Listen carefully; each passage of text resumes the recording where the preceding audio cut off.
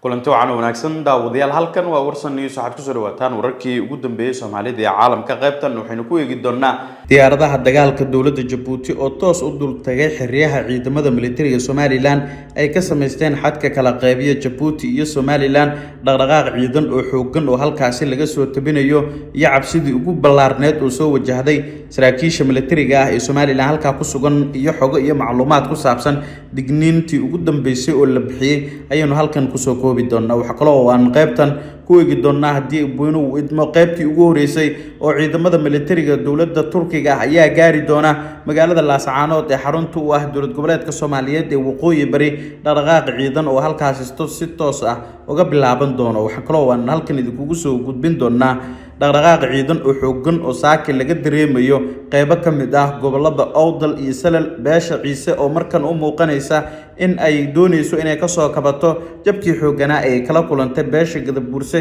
dagaaladii ugu dambeeyay ee dhacay goobihii laga qabsaday oo markan ay abaabulkii ugu dambeeyay ugu jiraan sidii ay dib ugu qabsan lahaayeen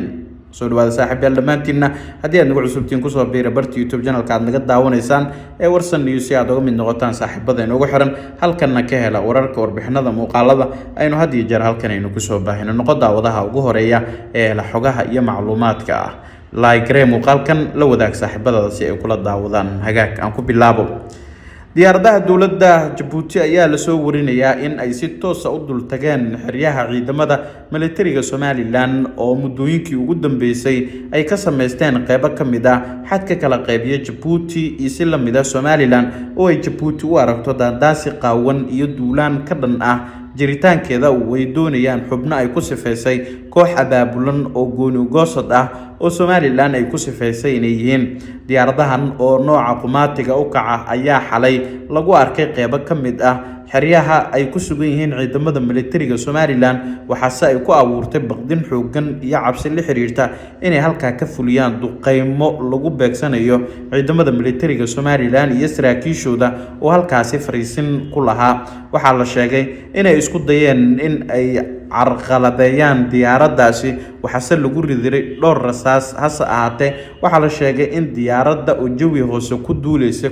marka hore ay bilowday in ay sare u kacdo oo markii dambe iyada oo jawi sare ku duuleysa xeriyadaas ay dhowr jeer ay dul tagtay waxaana la sheegay in arintan ay walaac xooggan ku abuurtay hase ahaatee macluumaad laga helayo goobtaasi ayaa xaqiijinaya in diyaaradan ay u muuqatay kuwa duubaya muuqaalo iyo tirada rasmiga ee xerada ku sugan kuwa doonaya inay ogaadaan iyo dhaqdhaqaaqa halkaasi ka soconaya waxaa jirta in dawladda Djibouti ay dhawaan ku hanjabtay inay qaadi doonto tallaabooyin waaweyn oo ay kaga jawaab celinayso ficilada isku dayga la xiriira in la carqaladeeyo amniga dalkeeda waxayna ku tilmaamtay dawladda Djibouti waxa ka soconaya xadkaasi inay yihiin daandaasi isla markaana aysan gacanta ka laaban doonin dawladda Djibouti oo xiriirka kala dhaxeeya Somaliland mugdi uu soo galay dhawaanahanba waa laga digayay in isku dhac ciidan uu ka dhasho halkaasi madaxda maamulka Somaliland ayaana go'aansatay in ciidamadii ugu faraha badnaa ay u daadgurayaan xadka ay wadaagaan Somaliland iyo Djibouti waxay soo u muuqataa midaasi in ay tahay mid ay ku sheegeen inay ku xaqiijinayaan amniga iyo xasiloonida deegaanada Somaliland iyo in ay uga hortagayaan ficilada ay ku tilmaamtay Somaliland in xubno jabhada ah ay Djibouti hubaynayso hub fara badanna ay ka soo talaabinayso xadka ay la wadaagaan dhinaca Somaliland dhaqdhaqaaqa xadka si ay ula socdaan ay ciidamada militariga halkaas ay u geysay xukuumadda ayaa laga soo xigtay sarkaal ka tirsan ciidamada militariga oo ka gaabsaday ka hadlida dhaqdhaqaaqan dhinaca cirka ah oo ay bilaabeen dawladda Djibouti ay sida tooska ugu gaafureegayaan saldhigyada militari ay ka sameysteen xadka kala qaybiya Somaliland iyo Djibouti ciidamadii militariga ahaa ee dhawaan gaaray halkaasi gobolada Salal iyo Awdal waxa ka soconaya dhaqdhaqaaq xooggan oo military oo la rumaysan yahay in Somaliland ay uga gon leedahay abaabul gudaha deegaanadaas oo ay sameynayso dawladda Djibouti oo hub u qaybisay jabhado halka ka alkumeen kuwaas oo ku dhawaaqay in ay doonayaan inay si toos ah deegaanada Awdal iyo Salal looga hirgeliyo dowlad goboleed Soomaaliyeed oo hoos tagaya dowladda federaalka ah ee Soomaaliya oo ay dowladda Djibouti garab ku siinayso odayaasha dhaqanka iyo bulshada kacdoonka ka wada halkaasi diyaaradahan militariga dowladda Djibouti ee dul tagay xeryahan ma jirto ilaa imikan faahfaahin rasmi ah oo ka soo baxday dowladda Jabuuti iyo dhinaca Somaliland.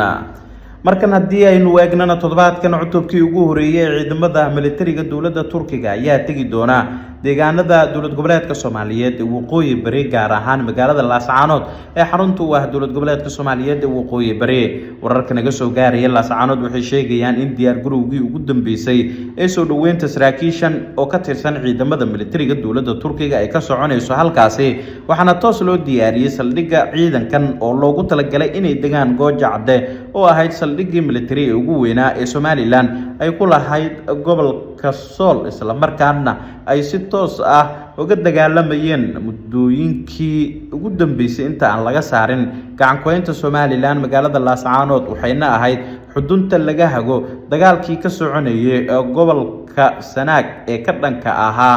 xubnaha u dagaalamayay inay Soomaaliya inteeda kale ka sii mid ahaadaan oo diidayay gooni-goosadka ah ee la oran jiray maamulkii SSC Khaatumo, hase ahaatee kol dambe loo bixiyay maamulka waqooyi bari ee Soomaaliya kadib markii dowladda Soomaaliya ay halkaasi ka hirgelisay maamulkaasi.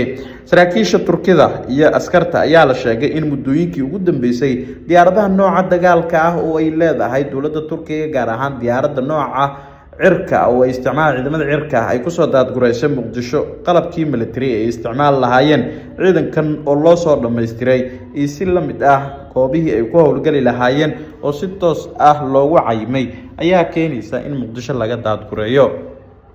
Turkiga waxa uu dadaal badan ku bixinayaa sii joogistiisa gudaha Soomaaliya, wuxuuna door muuqda markan ka ciyaarayaa sidii uu saldhig military oo xooggan ugu yeelan lahaa dhinaca gobolada waqooyi, isagoo oo door bidaya in dhinaca gobolada waqooyi ay tahay marin istiraatiiji ah kuna xiran sii joogistiisa gudaha Soomaaliya iyo in awood uu ku yeesho geeska Afrika. waxaana dowladda Turkiga ay dagaal adag ay kula jirtaa in Israa'iil aysan salbalaar si weyn ku yeelan gudaha Soomaaliya iyo in deegaano iyo degmooyin ka san gobolada waqooyi imikan aan laga siin wax saldhig ah.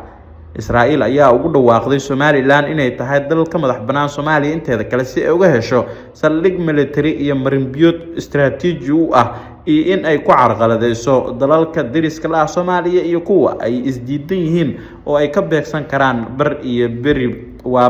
beriba intaba. dowladda Turkiga dhawaan saraakiil ka socota ayaa gaaray magaalada Laascaanood. Cabdiqaadir oo Cali Firdhiye madaxweynaha dowlad goboleedka Soomaaliyeed ee waqooyi bari ayayna la kulmeen, waxaana loo ballan qaaday in saldhiggan military la siinayo oo si toos ah deegaanadaas ay uga howlgali doonaan. waxay soo afjari doontaa rajadii Somaliland ahayd inay dib mar kale u qabsadaan magaalada Laascaanood ee xarunta u ah dowlad goboleedka Soomaaliyeed ee waqooyi bari oo duulaan xooggan oo ay diyaariyeen ku soo wajahnaa. si kastaba ha ahaatee Somaliland ayaa markan u muuqanaysa mid rajadeedii la xiriiray inay dib u qabsato qaybo ka mid ah gobolka Sool iyo Sanaag oo ay ku sugan yihiin ciidamada maamulka waqooyi bari ee Soomaaliya. waxay u muuqanaysaa mid god dheer ku sii dhacaysa. Turkiga ayaana sii laba jibaaray dadaaladiisa taageerada military uu siiyo dowladda federaalka Soomaaliya tan iyo markii ay banaanka u soo baxday in dowladda shisheeye ay faragelin toos ah oo qaawan ay ku hayaan madax banaanida Soomaaliya. waxaana Turkiga uu ka dhabeynaya heshiiska dhinaca difaaca uu la gaaray dowladda federaalka ah ee Soomaaliya ee ku eg sida xogta iyo macluumaadka soo baxay sheegayaan sanadka 2035 oo u dhiganta in 10 sano oo xiriir ah dowladda Turkiga oo difaaca iskaashiga iyo sii joogista ciidankiisa oo dhawaan loo kordhiyay muddada ay sii joogayaan gudaha Soomaaliya. markan haddii aynu eegnana beesha Ciise oo dhawaanahanba lagu jibinayay dagaal beeleedyada ka soconaya gobolada Awdal iyo Salel, markan waxay u muuqanayaan kuwa dib isugu soo qaabeynaya, waxna gurmadkii ugu ballaarnaa ay isaga kala yimaadeen deegaanada iyo degmooyinka ka tallaabsan xadka deegaanada Somaliland oo dhinaca gelinka shanaad iyo dhinaca dowladda dalka Jabuuti isaga soo gaaray. markan ay u muuqanaysaa inay dib isu qaabeynayaan, waxaana ay sheegeen inay dib u qabsan doonaan deegaano iyo goobo kale oo muhiim ah oo ay ka qabsadeen ciidamada beesha Gadabuurse oo garab ka helaya ciidamada militariga Somaliland. waxaana ay sheegeen in hubkii iyo gaadiidkii dagaal iyo si la mid ah goobo keed u ahaa oo ay dhigan jireen hubkooda iyo keedkii raashinka ah ee beesha isticmaalaysay oo ay la wareegeen qaybo ka mid ah